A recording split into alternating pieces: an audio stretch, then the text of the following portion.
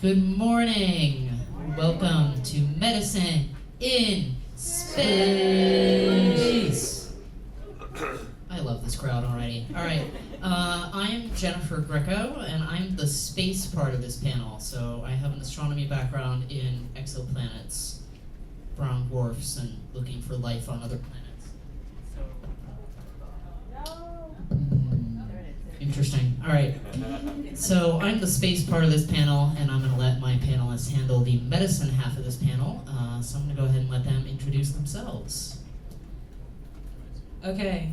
You can hear me? Got it? Oh, perfect. Positive feedback. Thank you. All right. My name's Savannah Miller. I guess I'm a public health person by training. I have my propaganda here. I went to Emory University. Any other Emory people here? Yeah, a few. Great. Yeah, local. Okay, great. So I went there for my Master's of Public Health, and I've been working in the public health field since. I worked in the vaccine division for a pharmaceutical company for a little bit. I'm now coordinating research at a medical school up in New York City.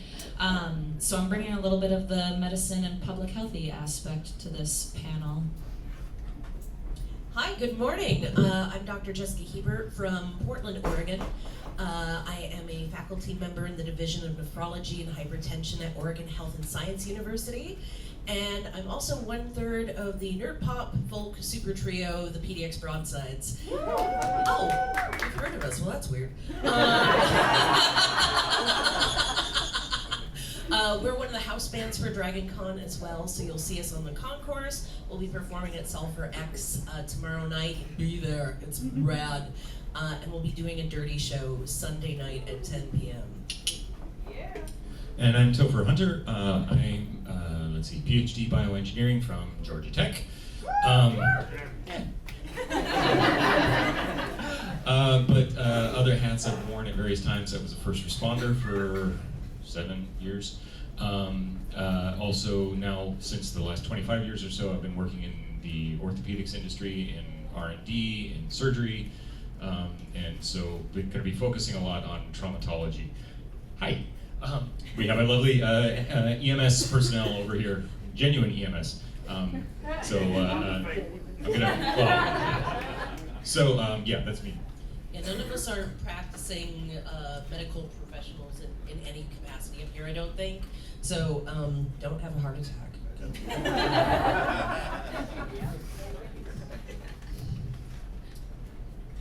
And on that note,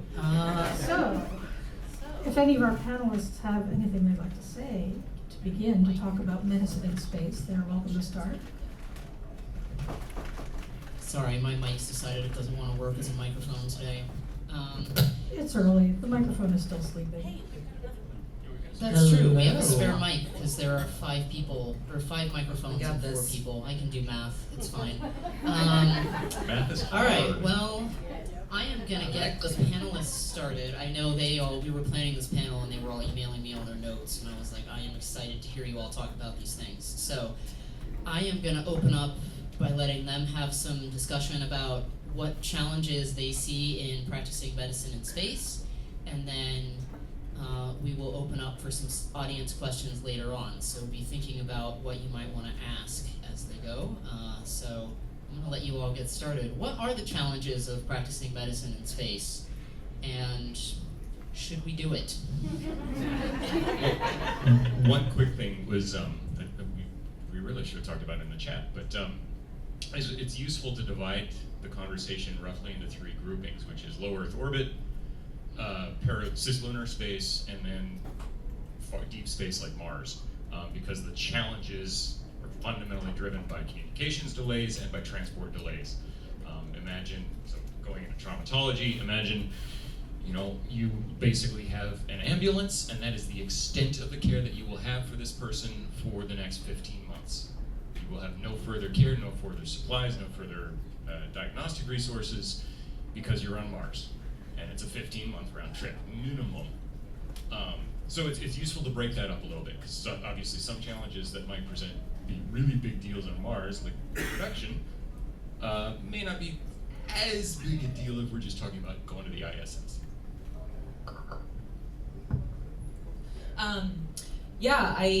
I guess I'll start off by saying going to space in general is very unhealthy for you.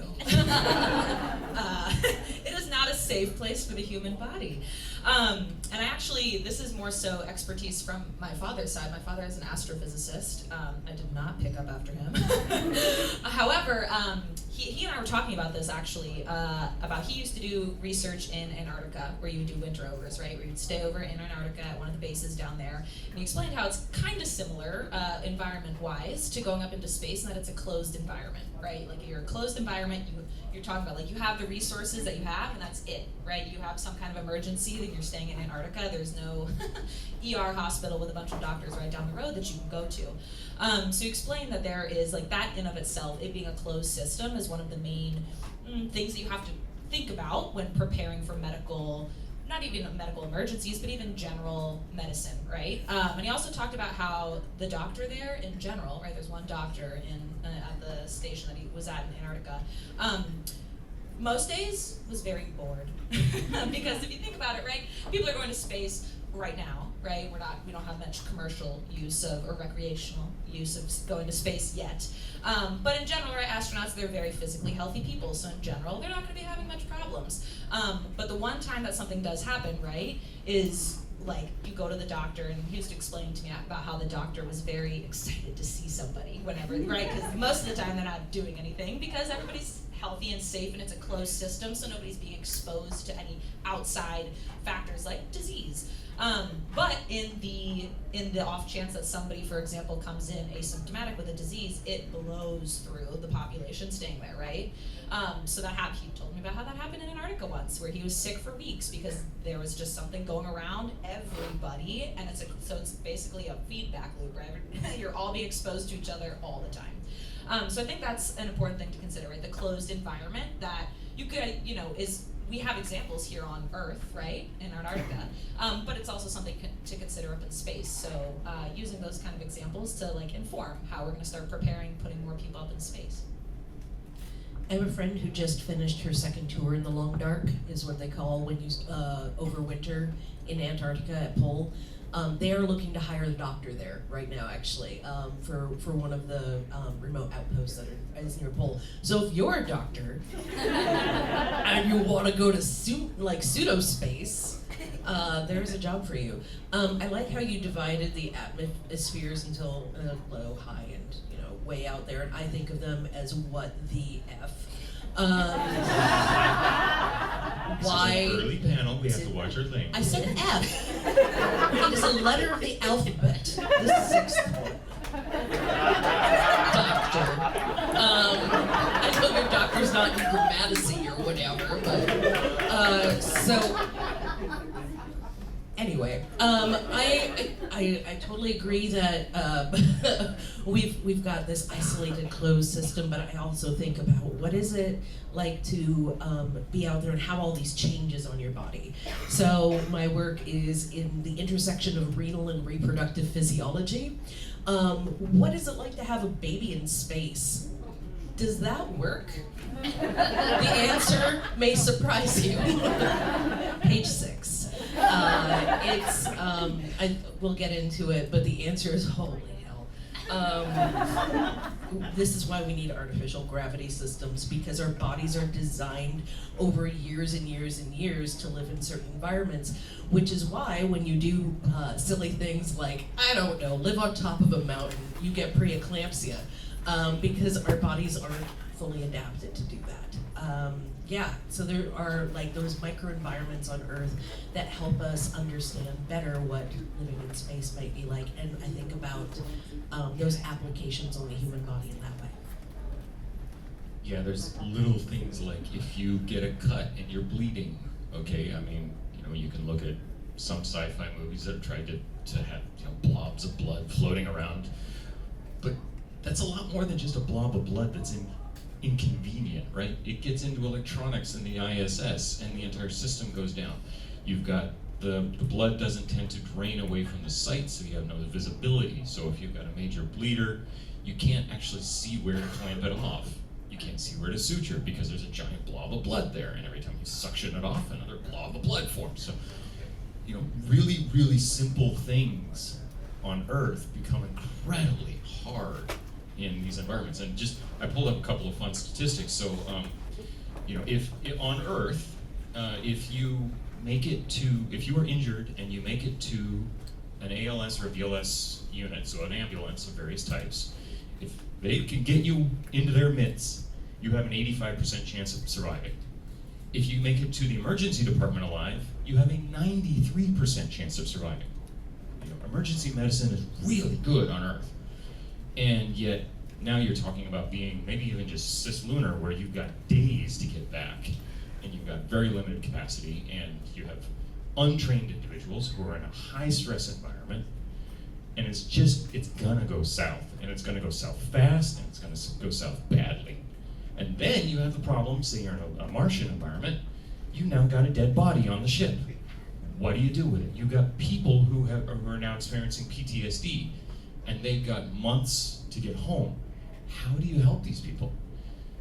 And it's really interesting to look at the scientific literature, because almost all of the papers are basically, these are problems we haven't solved, we need to solve them. And that's where the papers end. We haven't thrown nearly enough resources at these problems, and we're talking about, throwing humans onto Mars. Like, people are gonna die, and it's gonna be ugly. Hi!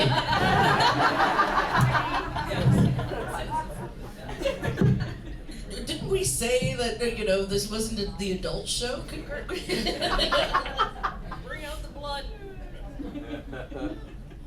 It's 10 a.m. and there are dead bodies. Welcome to the science track. Which I find interesting, because yesterday one of my high school students looked at me and was like, what happens if someone dies in space? What do they do with the body? And I was like, I don't know. Well, they put you in a barrel with some rum. And wait a second, that's the story of Lord Admiral Nelson and not Commander Nelson, and I'm confusing. All right, and on that note.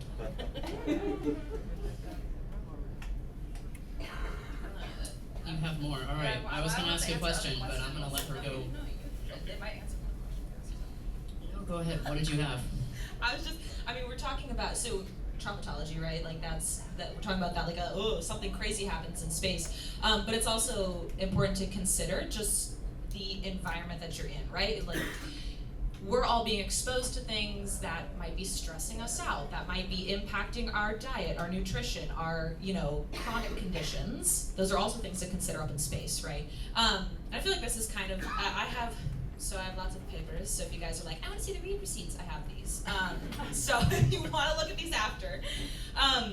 But, of course, there's papers that look at how the extremes of the environment of space disrupt things, of course, like circadian rhythms, right? Your sleep cycle, and different physiological and psychological stresses. And these are, of course, then going to have an impact on your immune system, which is kind of where my, I'll say expertise comes from, working in public health and immunology and vaccinology, is the immune side systems of things and how your immune system is going to be impacted by being in this crazy environment, that being space.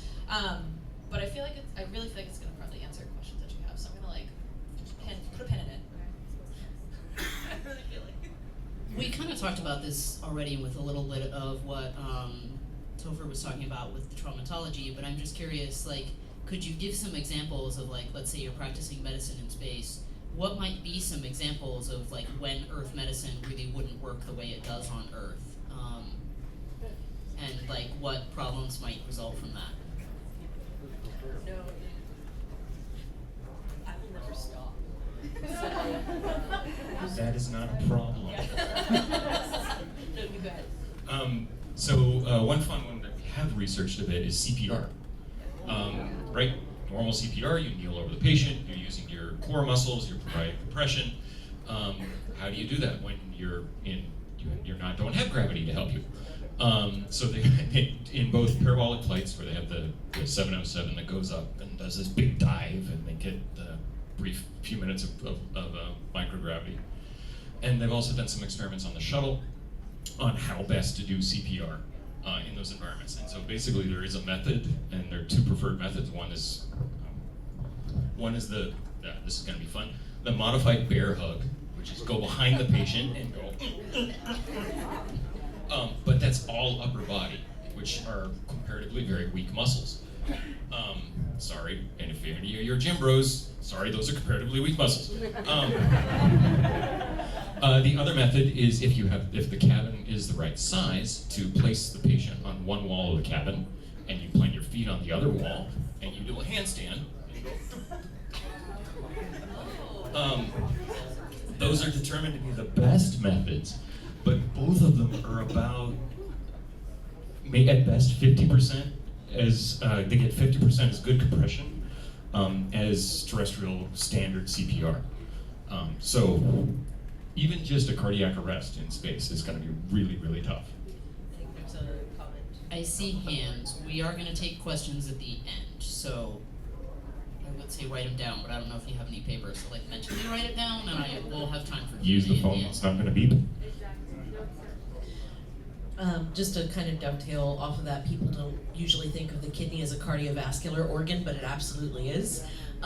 Because if you've ever known somebody who's been on an ACE inhibitor, the ACE inhibitors work on the kidney, not on the heart or anything, because the kidney is what modulates how well your blood vessels throughout your body constrict and relax. So it's called the renin-angiotensin system, and it's a very carefully balanced system that controls your blood vascular tone and angiogenesis, so the growth of and creation of new blood vessels throughout your body, which is very important in things like pregnancy, menstruation, any sort of wound healing. So all of those things get affected by gravity. There was something else that you had said that triggered my brain. I don't know. No. I'm gonna think of it. Come back to me. Oh, I remembered. I knew it. So Katie Coleman is giving the space talk at 11, and I had the pleasure of getting to meet her and chat with her for a while last night. One medicine thing I hadn't thought of. So she has logged 500 days in space. She's been aboard the ISS. Super fascinating human. And we mentioned that we have a song called Nathan Fillion, Please Take Off Your Pants, which is all about how much we love his butt.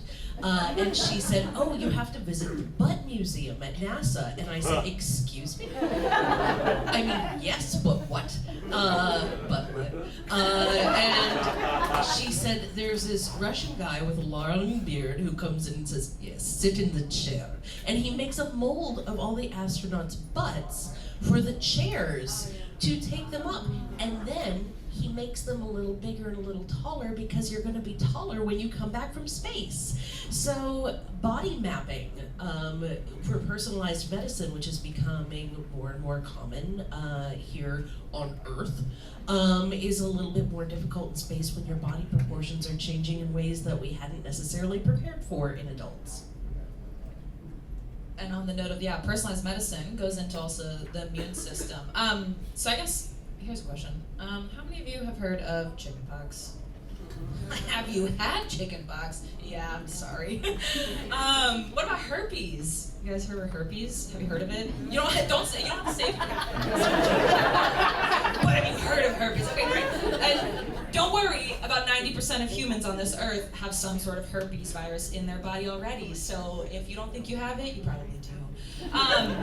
So that's on the note of, right, knowing about your immune system and specifically viruses that might be in your body right now that are latent, right? And so in your immune system, a primary infection is when like a virus or a bacteria, some bad pathogen, right, comes into your body is causing problems in your body and you're sick, right? That's the primary infection. Some viruses can then go latent. They basically go hide in your body somewhere. They're hiding from your immune system, so your immune system can't find it, and that can happen for years, right? So I mentioned chickenpox. Does anybody know what happens years later down the line? Shingles, yeah! Oh, thank you guys are so smart.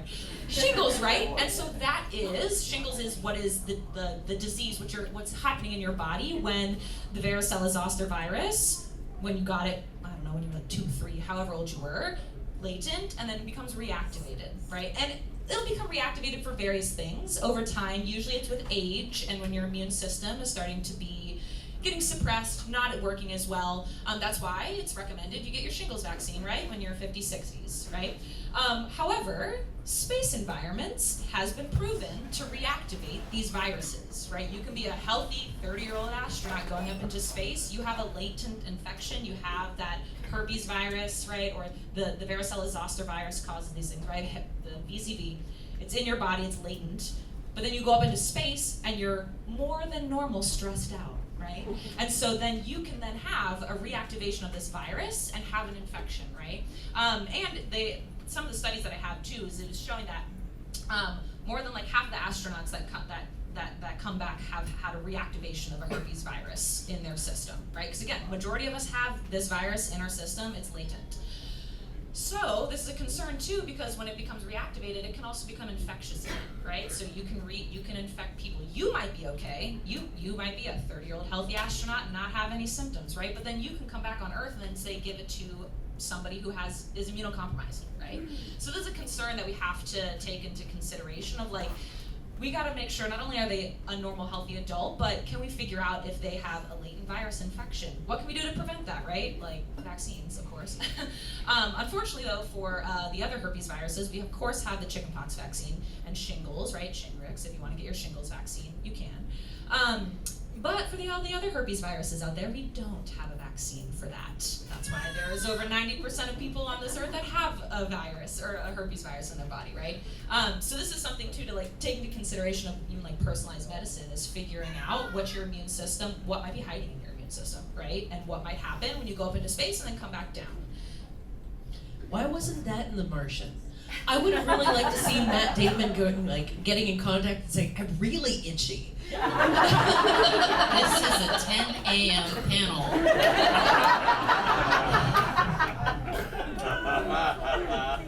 Okay, before that discussion goes in any directions, I have a follow-up question while we're talking about viral infections, which is that I don't know a lot about biology because I do space physics, not biology, but I do know enough to know that if you put bacteria in extreme environments, they adapt. And I know enough about space to know that space is an extreme environment.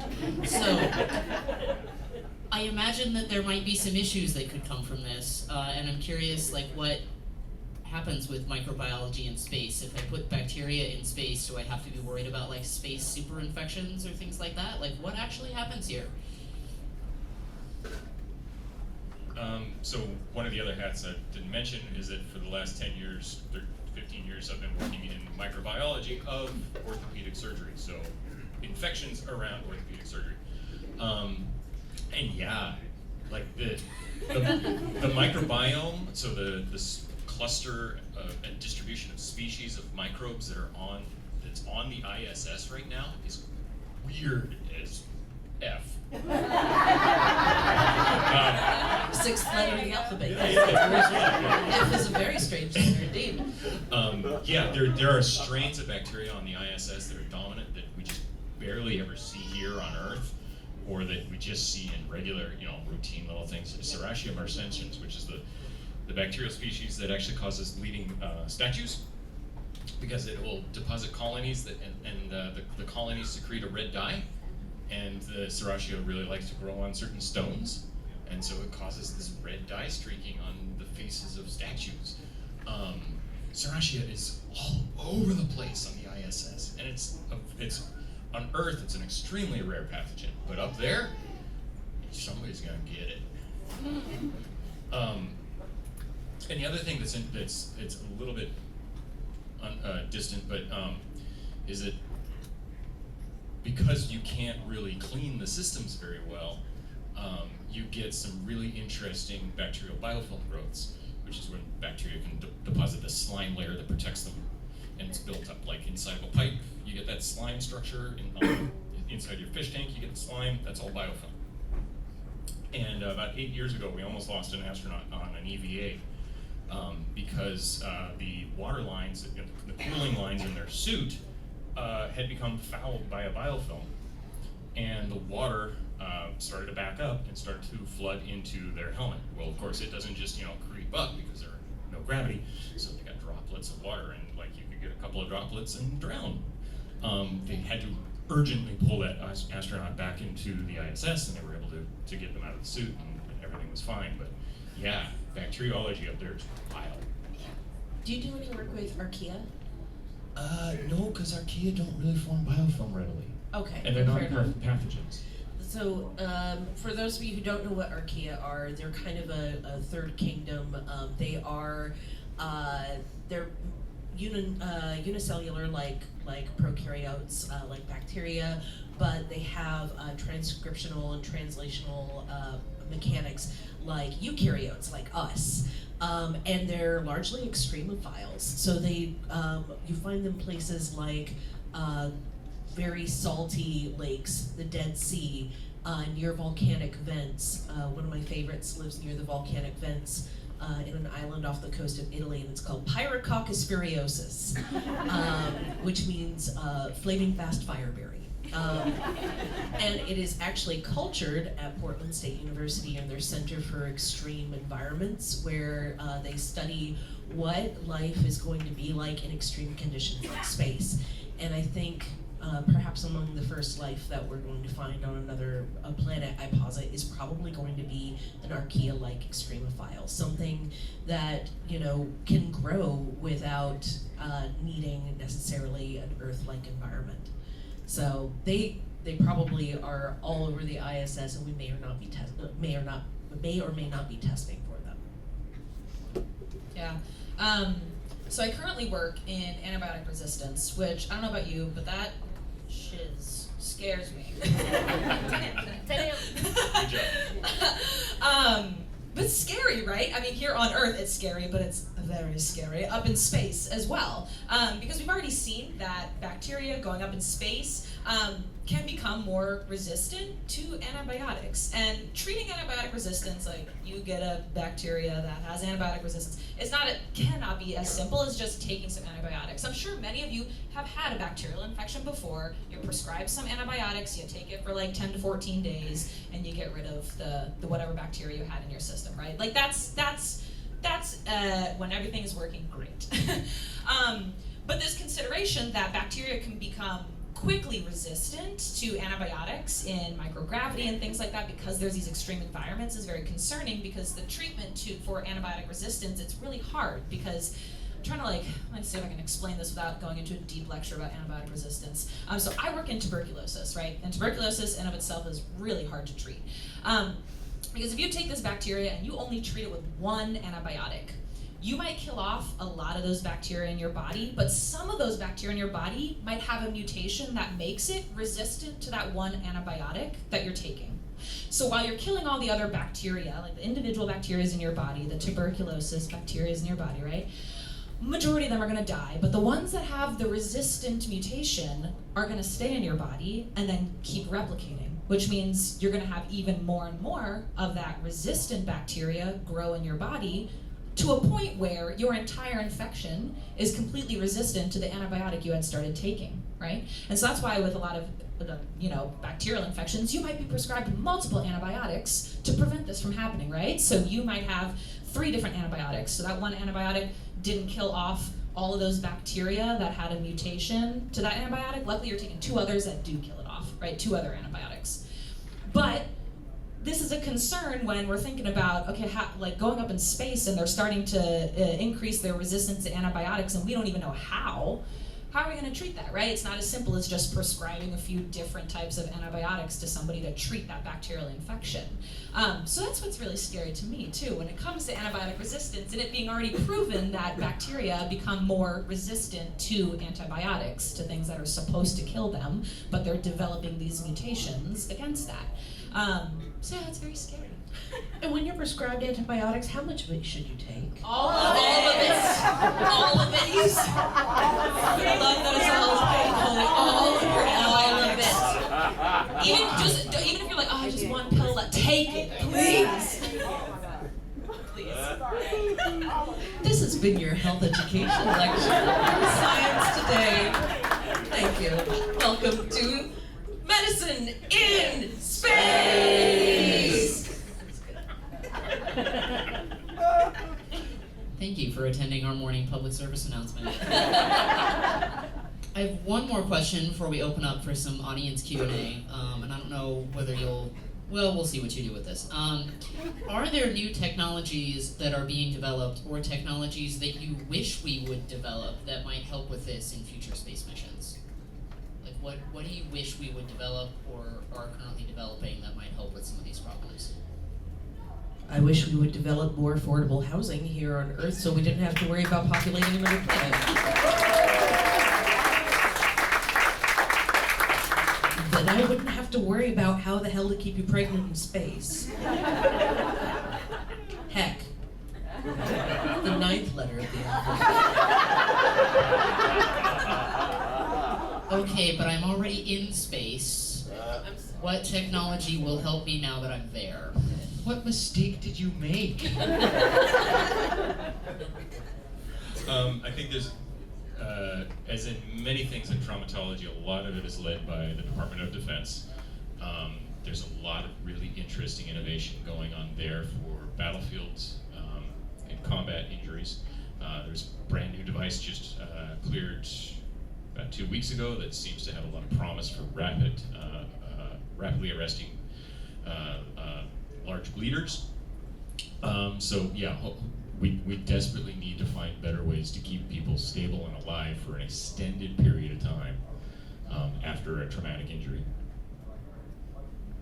I mean, a lot of these problems stem from the issue of not having gravity. So it'd be real nice if we could have some sort of anti-gravity. If you're wondering, like, well, then all those TV shows, they just press a button and then all the gravity goes away.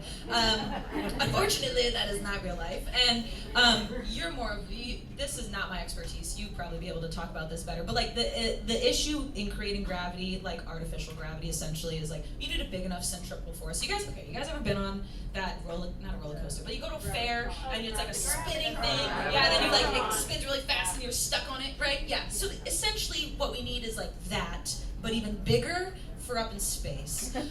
But a major issue in creating a big enough centripetal force to create artificial gravity up in space is money and time. It would cost a lot of money to build something that's big enough to provide like a big enough centripetal force to make an entire spaceship have zero gravity, right, or have anti-gravity, right?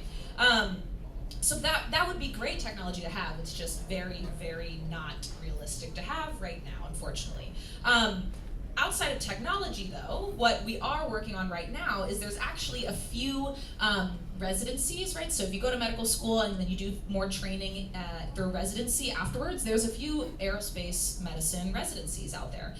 They're relatively new. I think there's 5 programs out there. And so people who are interested in practicing medicine in space conditions, right, at the different levels, right, the 3 different levels that you talked about earlier, can go through this training, right, to become space doctors, essentially. And they're starting, we're starting to put more money into this because of the considerations that we're going to be sending more people up in space, right? That's the hope, is that we're going to be sending more astronauts up in space, and maybe in the future sending people like us, non-fancy astronauts who probably aren't, well, we're not astronauts. So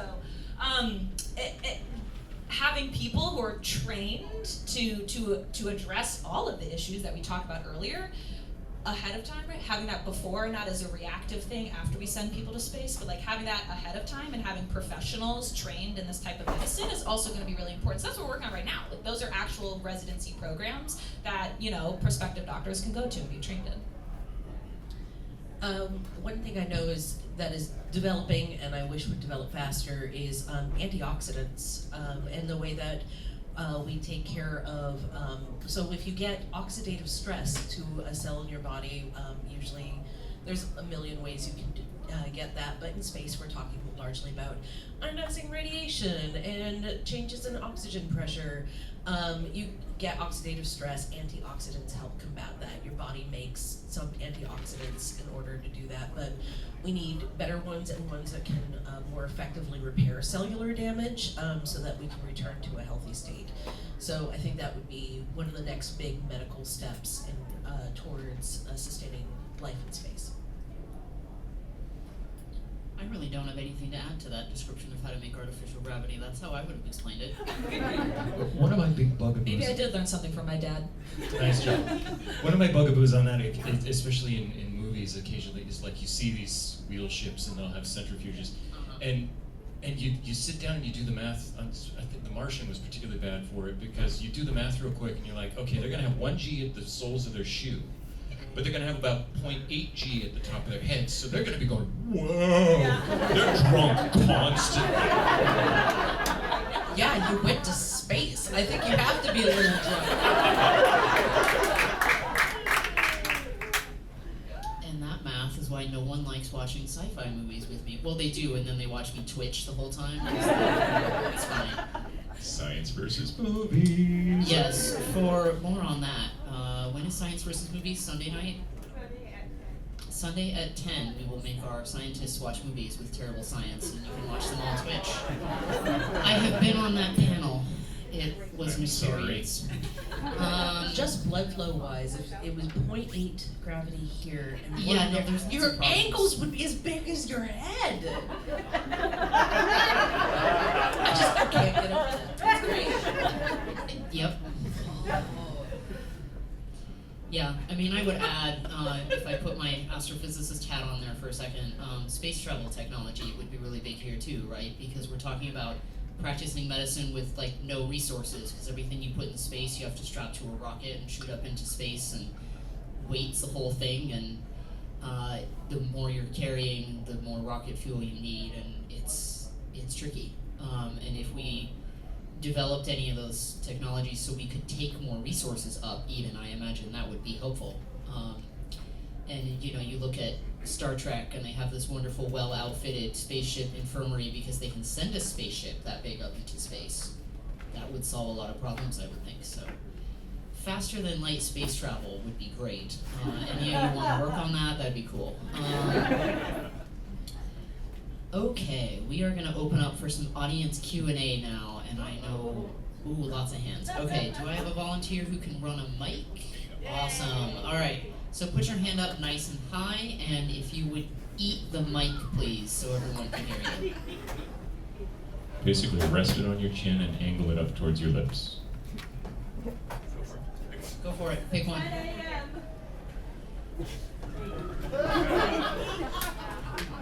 Hi. I was wondering about stomach viruses in space.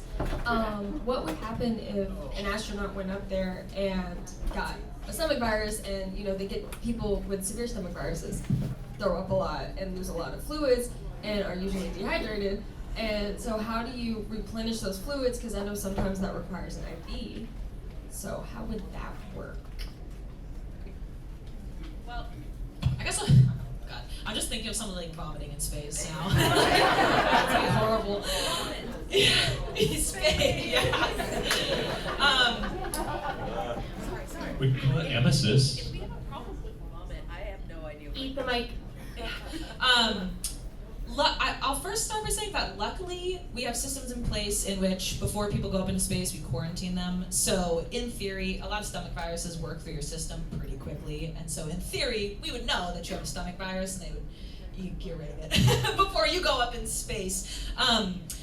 But yeah, I don't know if I have a great answer to this, because treatment-wise, right, with a stomach virus is mostly just letting it run its course. Right, and then like you said, getting, being rehydrating and everything, which I actually don't know what the physics of getting an IV in space would be like. It has not been tested. Okay, so that's a good Problematic. point, right? Yeah, It problematic. would be problematic. Yeah, you have all sorts of problems. So normally you have gravity driving the back and the bubble goes on top. Where's that bubble now? In space. Hello bubble, hello embolus. So my answer is, in theory, we wouldn't have to worry about that because we quarantine people beforehand to make sure that they get any kind of those infections that happen over the course of a few weeks. We're quarantining all those astronauts before we send them up. Yeah, but where would you? You're vomiting. I mean, people do get space sick, and so we have had vomiting in space, and we have had patients or astronauts develop diarrhea in space. And it's been dealt with. I think that's where I need to leave that one.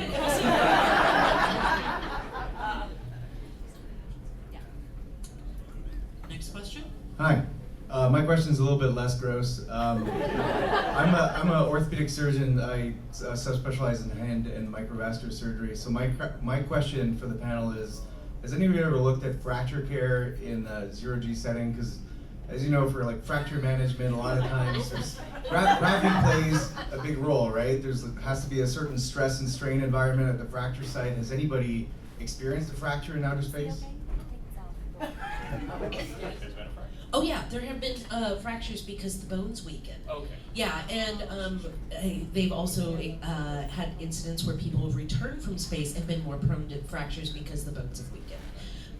But as far as, I can find you the citation. But as far as what they do about it, next. It's stabilization and splint and get them down. Yeah, and I have actually, if you guys are curious, I have this whole paper about like different medical events in space and the likelihood of being able to survive them and whatnot. And spine fracture is likelihood of negative impact on mission success high.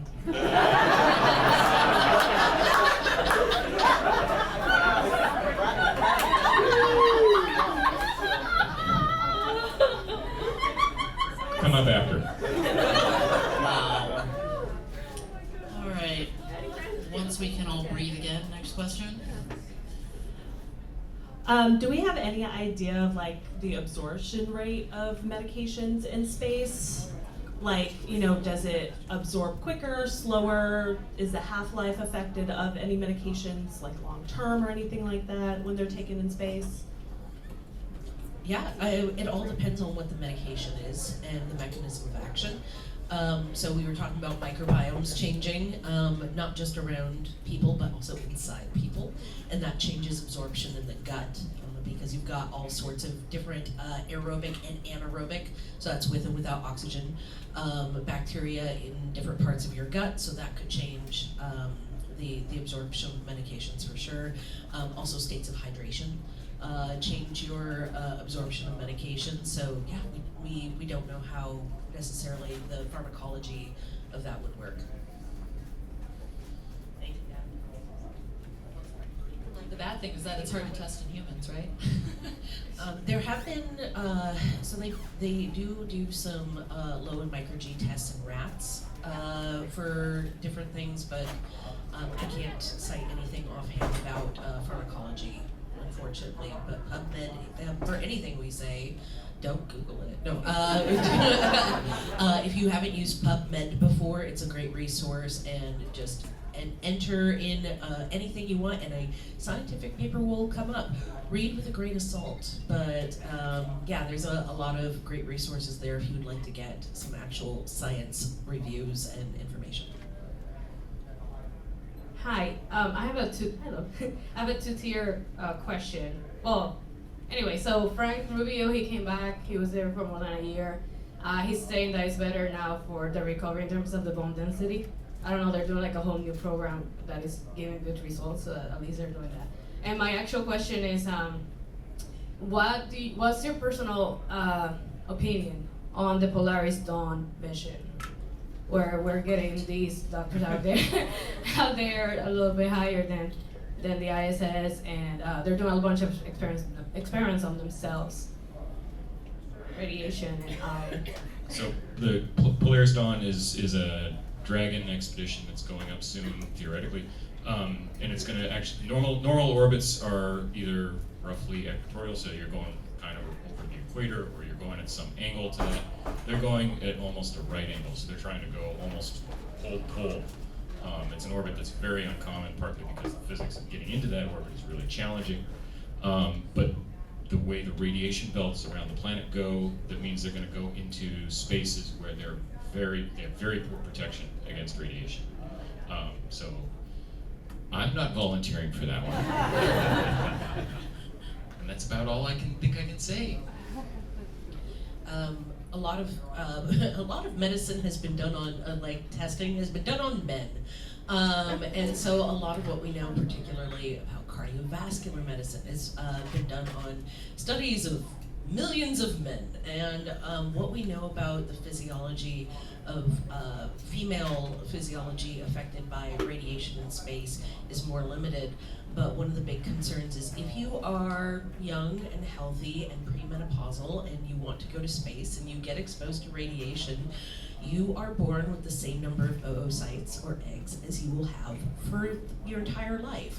And they are exposed constantly to all the things that you're exposed to. So if you're getting exposed to space radiation, so are your eggs.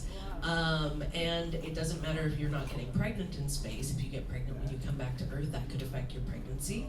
And it could, if you want to talk about pregnancy in space, that's probably an entire panel. But I would be very concerned about what kind of mission crew they're going to choose to go up there based on the fact that our knowledge of space exposures in women are less than what we know about space exposures in men. Hello, great panel. So I just had one question. So I know we talked a lot about like viral and bacterial infections, but for minor like physiological and anatomical changes that happen when you're in a microgravity environment, do you think it would be more beneficial to have something like big and expensive, like a giant centrifuge, or to target pinpoint like specific things going on, such as like suns with like particular countermeasures? That's a great question. I mean, there's pros and cons of both, right? And we have a lot of countermeasures already in place since we've been sending people up into space for a while-ish now, relatively speaking. But we still run into issues. I mean, one thing we didn't really talk about, honestly, too much was like bone density and how microgravity impacts our bones. And it's been proven, right, time and time again, exposure to microgravity going up in space is going to impact your bone density and your ability for your bones to continue building themselves back up, right? And that in of itself also puts in the issue that actually, if y'all didn't know this yet, but that actually affects your immune system too, because your immune system, your immune cells, before they go off and do really fancy things and fight things in your body, they are essentially born right in your bone marrow, right? And if your bones are getting messed up going into space, not only are you having issues just structurally, but your immune system's getting messed up too, because you're not able to start having immune cells in your bones start differentiating into immune cells and then going and traveling throughout your body to start fighting things off. So the countermeasures, though, I have a paper in here actually that's about countermeasures. So if you want to read up more about it, you can. But we have countermeasures in place, for example, like nutritional things, nutritional deficiencies, and making sure that they're getting the diets that they need when they're going up into space, because of course your diet and how you break down things are going to be affected when you go up into space. The bone density thing is kind of hard to manage, though. I don't know if you guys have more to add to that. It's a little harder to manage. I mean, there's like exercise that you have to change, how you do it in space, because you're not load bearing on your bones anymore, right? So finding ways, countermeasures for that, because we just unfortunately don't have a lot of the money to make a big enough, spaceship with anti-gravity technology. I think to kind of summarize, we kind of went in deep on one aspect of more minor physiologic changes, but this is an example of where like exercise and some other minor modifications are already in play in space in order to not have to pay millions of dollars for a muscle exerciser when you could be using a treadmill. Hello. Hi. So I have a question regarding, we have 3D printers to solve mechanical issues of part breaks, and so they 3D print the problem. What kind of synthesizers from the future do we have to make? Oh, hey, we need Tylenol, and so let's make some acetaminophen, or hey, we need to make this specific antibiotic because they have got this weird archaeobacter that is now suddenly a pathogen, but we've figured out the problem. So do we have any kind of synthesizing equipment that we're working on to be able to make chemicals to help with medicine? I mean, there's some work on synthesizing molecules on orbit, because like crystallography occurs differently in microgravity. There's nothing to fabricate a new drug on orbit for use. It's all very, very early experimental as far as I'm aware. Though we've used AI in order to identify new protein coding and binding regions, and so that helps us maybe if we have samples that are back from space, we can more readily identify the regions that have changed versus the things that we already know exist, and perhaps be able to modify some of our pharmacology to fit that knowledge. Hey, perhaps a stupid question, but how does microgravity or zero gravity affect blood coagulation? Ooh. So platelet clotting is absolutely going to be affected by micro and zero G because clots need to go to the place where they're targeted. And if you have reduced blood flow or the blood isn't flowing in the right direction, your clotting is going to take longer. And that could be really dangerous if you have a cut or an infection or something else going on. Or the clot could go to the wrong place, like your brain. So those are things that we don't want, and that's another reason why artificial gravity is really, really important.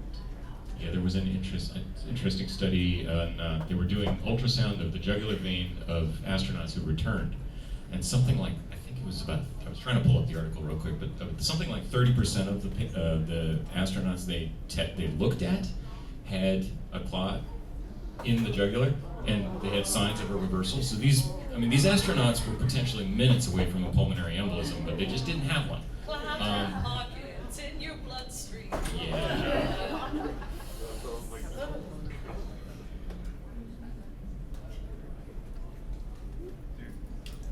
Pick one. Anybody, everybody. Yeah, so I was just wondering, so we've talked a lot about, I'm sorry my voice is cracking, external factors, right? So infectious disease, traumatology, stuff like that. Have they been, a lot of the astronauts are in peak physical and physiological condition.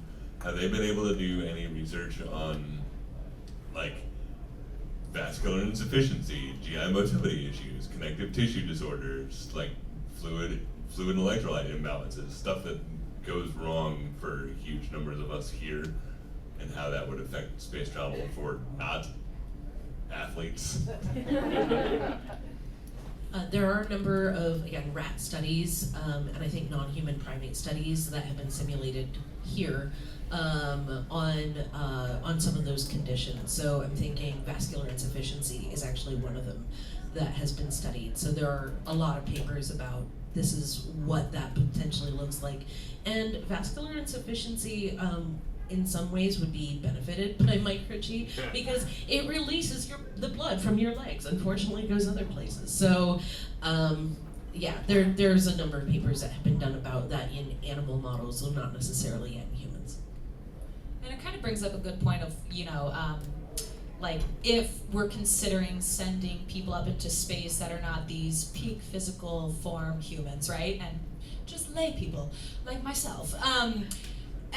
Are there like pre-existing conditions for certain things that we need to be considered about that would then maybe prevent you from being allowed to go up into space, or highly recommend that you don't? For example, right, if you are prone to like, certain like heart attacks or like strokes, you probably shouldn't go on a roller coaster. Like very basic things here on Earth that are highly recommended if you have pre-existing conditions or other different types of issues, that you probably shouldn't do these types of extreme environment activities that would make it worse for you, like to put it simply, right? And so that's, you're bringing up a good point of thinking about the future. Are there certain conditions we need to make sure we're identifying in people before going, having them go up in space and basically being like, hey, listen, because of this, and this, you're at a much higher risk of something very bad happening to you when you go up into space. But it's kind of hard to figure those things out when our study population, right, are these very physically fit humans going up into space, right? Like that's kind of our study population now, and then rats,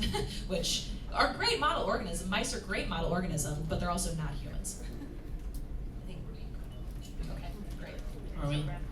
All right, well, I can just add that based on the physics of rockets, if you should not go on a roller coaster, you probably should not get strapped to a rocket and shot up into space because the physics is very bad for the human body.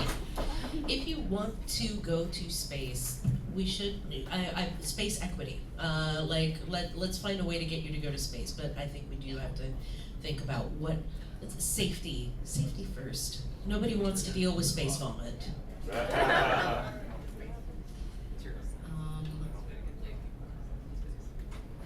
Yeah, so we're gonna wrap up. You have been a fantastic group, and I'm gonna let the panelists tell you where you can find us for the rest of the weekend.